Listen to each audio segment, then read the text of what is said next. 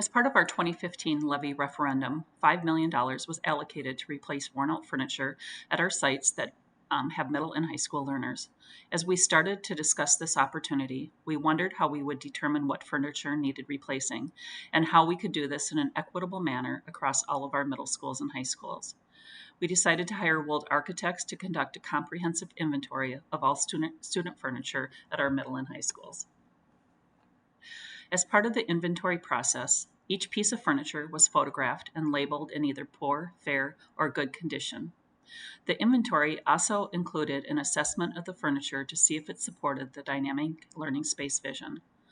The survey provided us with substantial data to start the process of replacing furniture. The results showed us that at least 50% of the furniture at all sites needed replacing. Our next step was to create a furniture task force that could inform decisions. This task force included teaching and learning coordinators, principals, assistant principals, teachers, media specialists, special education teachers, building chiefs, and representatives from educational furniture dealers. We were excited about the opportunity to change the dynamics of our learning spaces.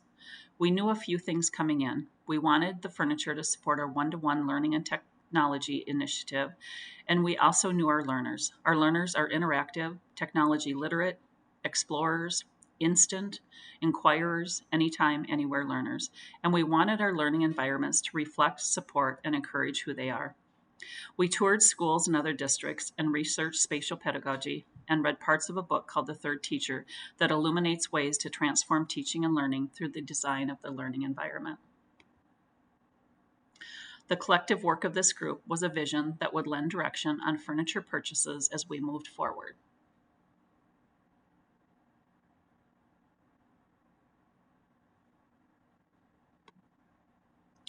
With our vision in mind, we started furniture pilots at each of our middle and high schools. The pilots introduced teachers and students to new furniture.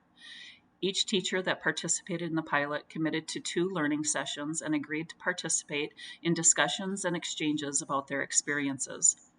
Students and teachers provided feedback by using their iPads to scan QR codes that were attached to the furniture. The QR codes linked directly to surveys that gathered specific data about each piece of pilot furniture.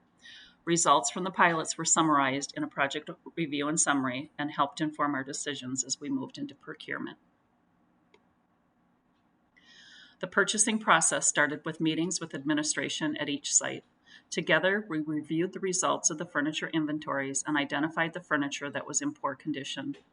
During phase 1 of this project, we were able to replace all furniture labeled in poor condition from the inventory at all of our schools that house middle and high school students. Currently, we are in the phase 2 and are working to replace as much of the furniture that is labeled in fair condition and that does not fit our dynamic learning space vision.